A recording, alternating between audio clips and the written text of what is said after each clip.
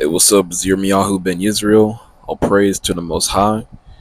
I will go talk about how Jesus is not the perfect sacrifice. He is not, this perfect lamb. Matter of fact, he was a human, even though he never existed. But I'm just, phrasing it in a way where, Christians and Jesus believers understand what I'm talking about. But again, you Christians are supposed to believe that.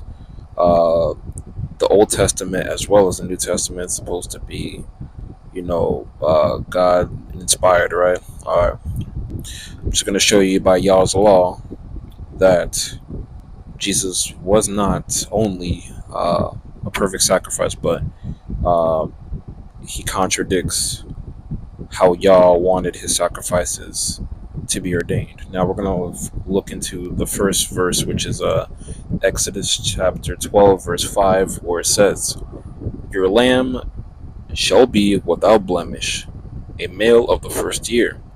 Ye shall take it out from the sheep or from the goats." One more time. Exodus chapter 12, verse 5. Your lamb shall be without blemish, a male of the first year. Ye shall take it out from the sheep. Excuse me. You shall take it out from the sheep or from the goats. All right. And now watch. You're going to see a pattern here. Now we're going to go to the next one. We're going to go to Ezekiel chapter 43, verse 23.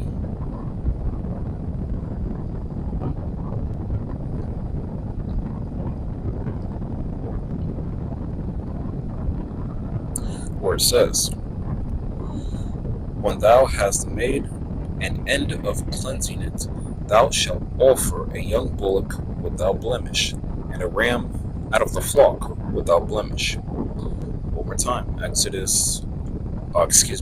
Ezekiel 43, verse 23. When thou hast made an end of cleansing it, thou shalt offer a young bullock without blemish, and a ram out of the flock without blemish. Alright, notice the pattern here. This had to be a specific animal. It had to be an animal.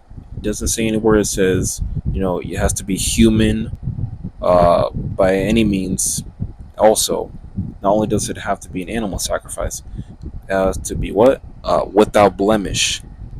That means, untouched, clean, basically, just no, like, pimples, no bruises, no anything of that sort, right?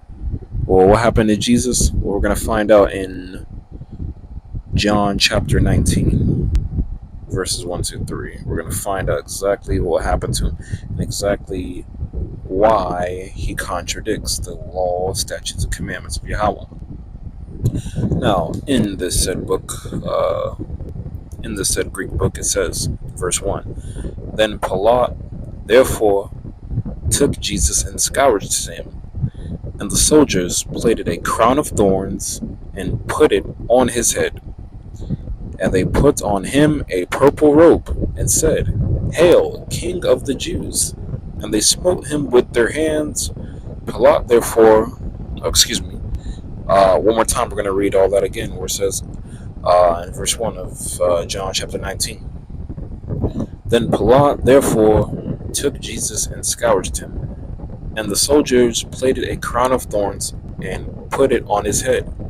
And they put on him a purple robe and said, Hail, King of the Jews! And they smote him with their hands. What does that mean? It means they beat him to a bloody pulp.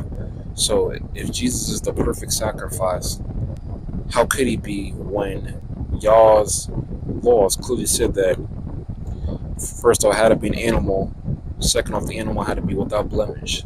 Jesus was beaten to a pulp, and he was human. Make it make sense. And Yah's not a liar. So where does this lie come from that a man died for your sins? Not only a man, but a beaten man who contradicts, the law, such as the commandments of an animal, have to be without blemish, must be sacrificed in order to atone for the sin of Israel. But hey, it's Yirmiyahu, I'm out. All praise to the Most High. Make sure you like, comment, subscribe, and share the video with everyone. Shout out to everyone who watched the video until the end. This is actually my second time recording this. My mic died the first time, but that's okay. The show must go on. And if you enjoyed this video, make sure you check out my other videos as well. And have a good one, whether you're from the house of Israel or Gentile. I'm out. Peace.